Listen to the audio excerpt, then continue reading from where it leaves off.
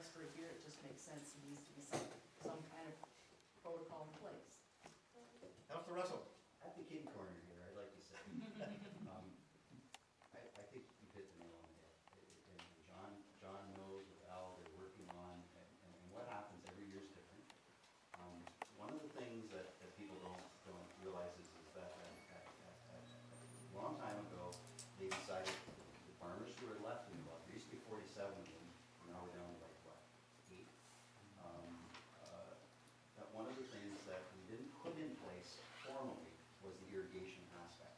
So in the middle of the summer or in the middle of the spring when it gets dry, they used these same ditches for irrigation, even though it's not under the Drainage Act. It was very quick, pleasant. So what happens is there's,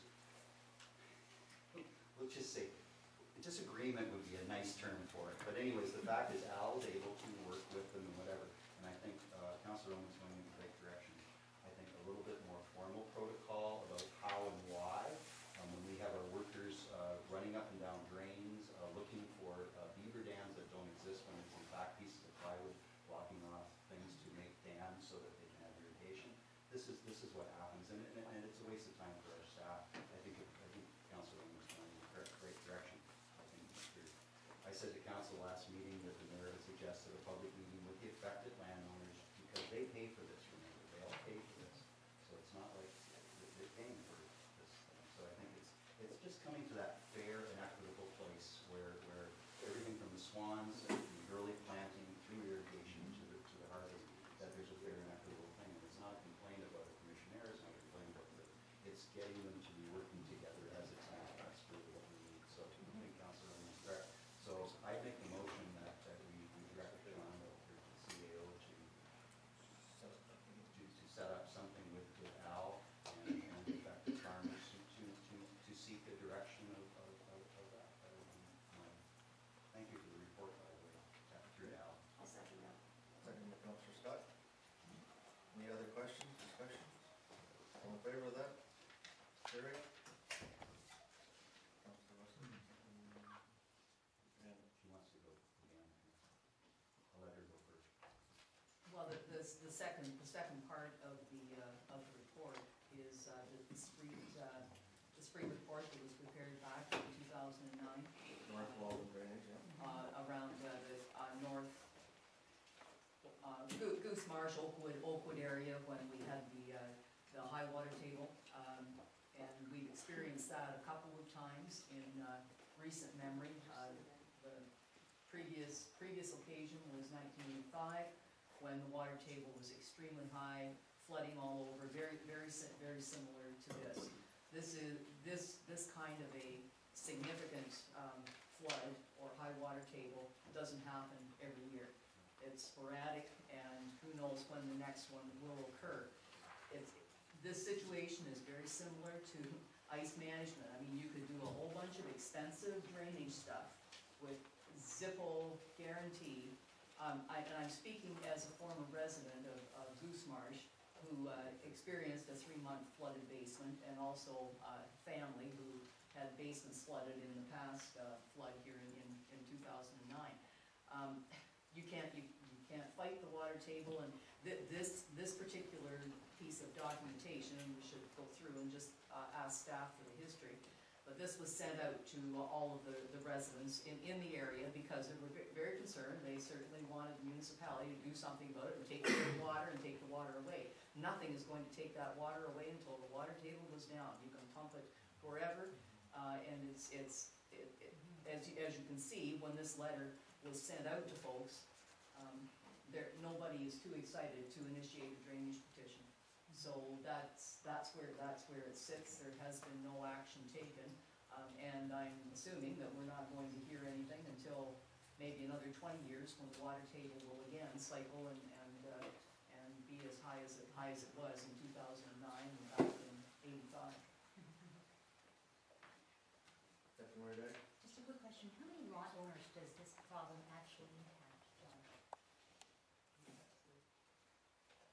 It's basically that corridor between Highway 21 and Goose Marsh, from the cut to Greenway Road, primarily.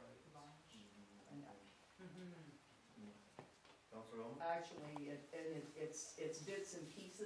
not every home, it depends on, it's really Different homes are different elevations. different homes, different elevations.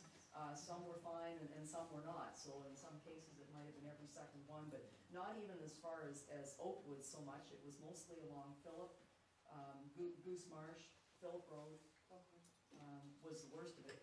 And that was about it. But those homes where, you know, this much water in basements, so for a 3-month period, it's not fun.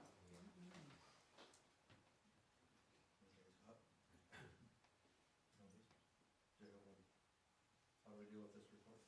I don't know, I just wanted to thank Johnson for getting this to us, because this is new information for me, and I've been here for 2 years.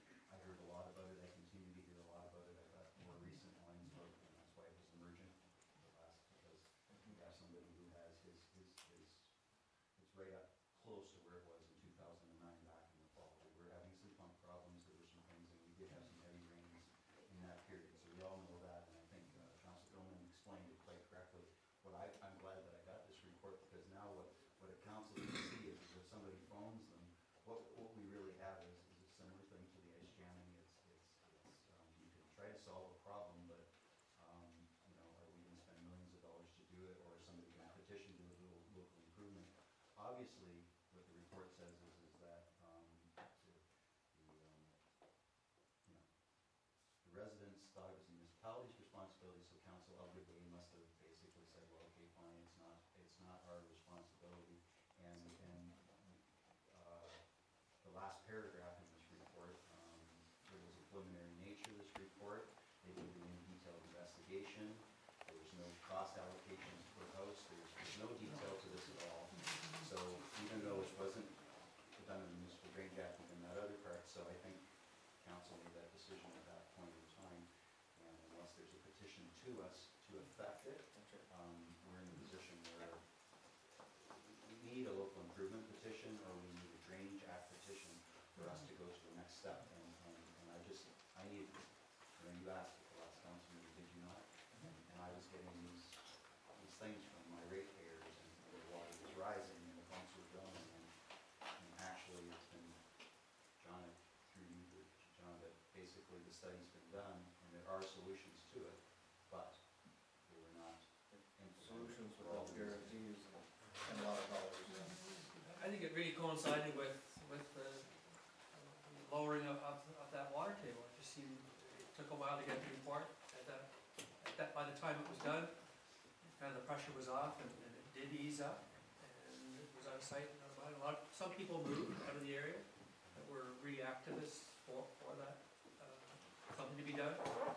So at this stage, at least, we have this basic background information from the street that we can reactivate and discuss it. The issue comes forward. Okay. Okay, John? So it's, through you to Councilor Billman, local improvement, Drainage Act, the normal petitionary type of thing, because originally, how did it come to council? I guess did it come as just a public meeting because the flooding was happening, or was it a petition? It was calls, and there was Delegation. everyone got calls, and we asked staff to look into it, see what options were there. And this came out of the public meeting. This report was looking at those options, came from the public meeting that was held in Fort Kent. And that's where it went, just to this step. If there's anything that needs to be done with that report, it's there, we can use it. Councilor Russell? Motion received. Okay. Second by Councilor Owen. All in favor of that? Carried. Thank you. Planning report 1.